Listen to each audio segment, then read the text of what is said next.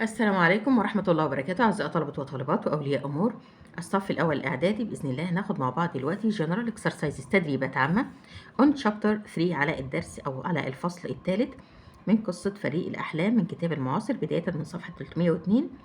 بيقول هنا تشوز اختر the correct answer الإجابة الصحيحة رقم 1. The school playground الملعب بتاع المدرسة was filled with كان ممتلئ بإيه؟ ملون with colorful نقط كان مليان بإيه؟ ملون.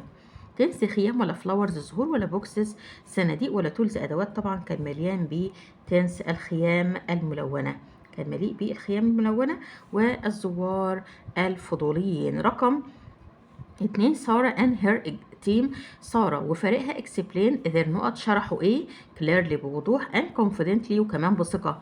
شرحوا ايه؟ طبعا شرحوا البروجكت their project المشروع بتاعهم بوضوح وكمان بايه وكمان بثقة. drawings الرسومات الهوم ورك بتاعهم الواجب المنزلي activities الأنشطة. رقم 3. after the competition بعد المسابقة the team became known as the نقط team. بعد المسابقة الفريق أصبح معروف بفريق ايه؟ فريق ايه؟ طبعا فريق winning الفوز ولا smart الذكي ولا dream الأحلام ولا invention الاختراع. طبعا dream team اللي هو ايه؟ فريق الأحلام اللي هو عنوان القصة بتاعتنا فريق الأحلام. نيجي بعد كده رقم 4. the word trophy اللي هو الكاس أو الجايزة means معناها إيه الكلمة اللي بتساويها في المعنى؟ الكلمة اللي بتساويها في المعنى وهي طبعا كلمة إيه؟ كلمة prize award اللي هي الإيه؟ الجايزة. لكن التايتل عنوان competition مسابقة ماشين يعني ماكينة أو آلة. نفس الصفحة عندي صفحة 303 بس الأسئلة المقالية. ورقم 1. how did Sarah and her team expressed their project ازاي سارة وفريقها expressed يعني عبروا عن their project المشروع بتاعهم، عبروا عن مشروعهم طبعا بوضوح وكمان بثقة. هنقول هنا هنقول clearly and confidently. هنقول هنا سارة and her team عشان ما اطولش عليكم الإجابة. سارة والفريق بتاعها expressed their project عبروا عن المشروع بتاعهم clearly and confidently بوضوح وثقة. clearly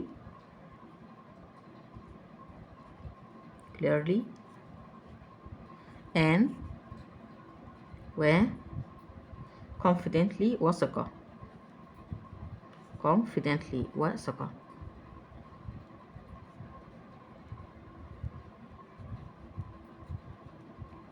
يبقى clearly بوضوح and confidently وثقة.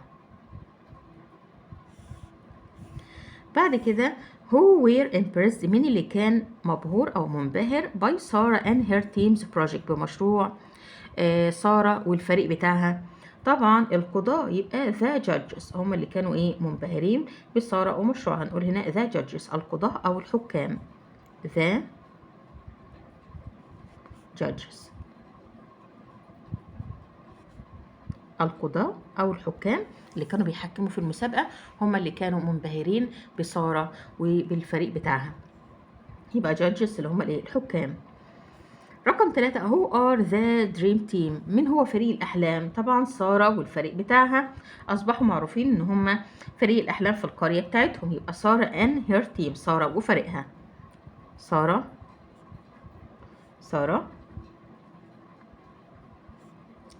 and her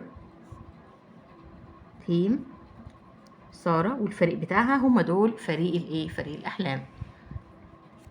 رقم 4. do you think values هل تعتقد القيم are more important أهم من than a trophy أهم من الكاس؟ why ولماذا؟ أيوة طبعا هنقول هنا yes لأن values القيم stay with you forever بتفضل معاك للإيه؟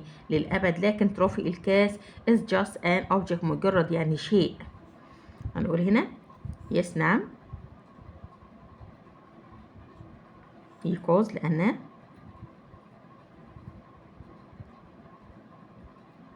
values stay with you القيم تبقى معك. values القيم stay with you القيم تبقى معك forever للأبد. forever للأبد. ممكن نقول هنا while بينما.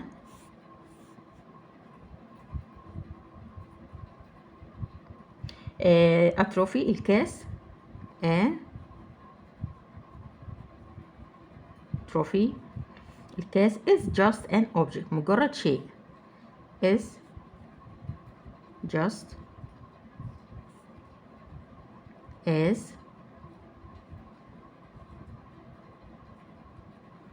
object يعني بيكون مجرد ايه؟ مجرد شيء.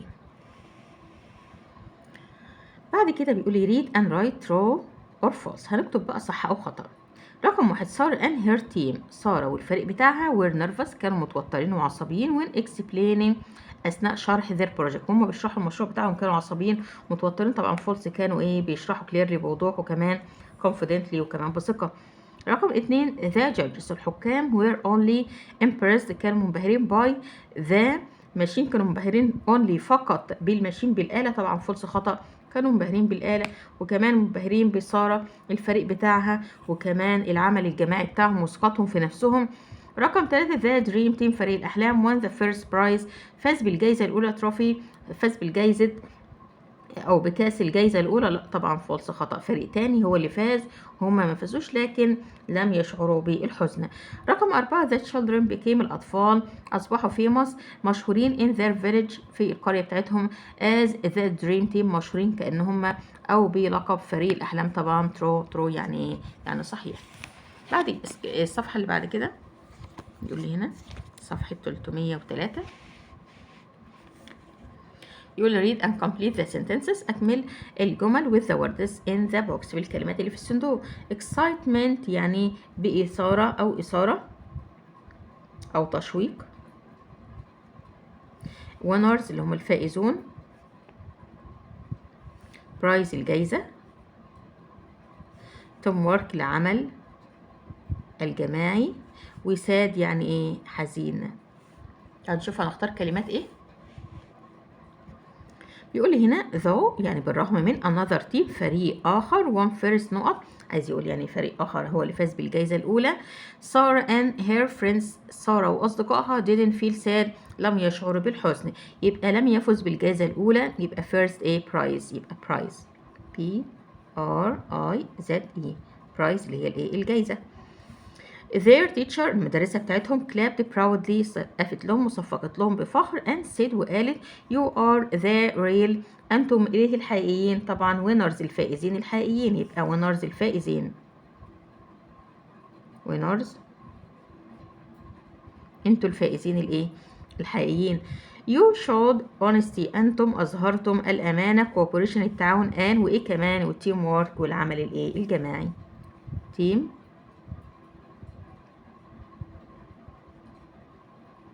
work والعمل الجماعي. teams الفرق presented قدمت their projects المشروعات بتاعتها with قدمت المشروعات بتاعتها بإيه؟ طبعا بإثارة يبقى وتشويق يبقى excitement.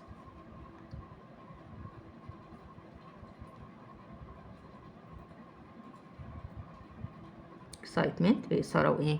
وتشويق. بعد كده who said this. مين اللي قال الجمل دي؟ مين اللي قالها؟ Why did you choose this project. ليه انتوا اخترتوا هذا المشروع؟ طبعا مين؟ القضاة أو الحكام.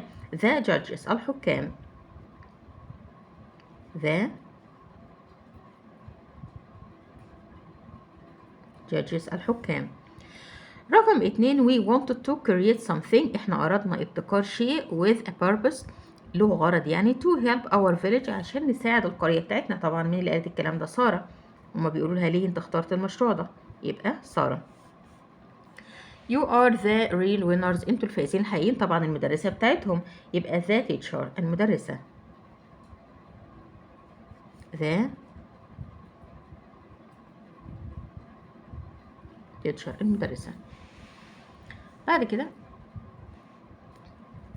put the events in the correct order. هنحط الأحداث دي بالترتيب الايه الصحيح بتاعها.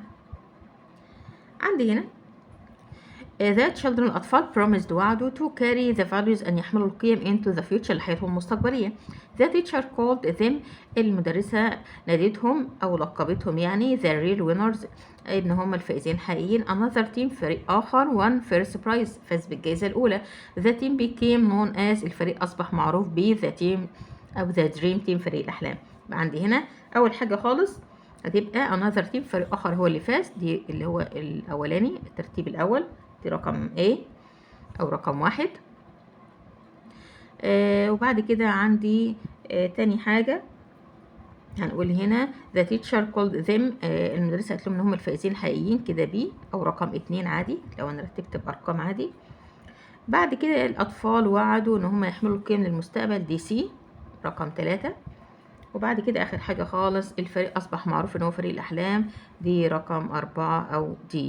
ده كده الترتيب بتاعنا. كده حبايبي خلصنا مع بعض الفيديو بتاعنا، يا رب ينال إعجابكم. لو استفدتوا اعملوا لايك للفيديو واشتركوا في القناة ليصلكم كل جديد، وشكرا والسلام عليكم ورحمة الله وبركاته.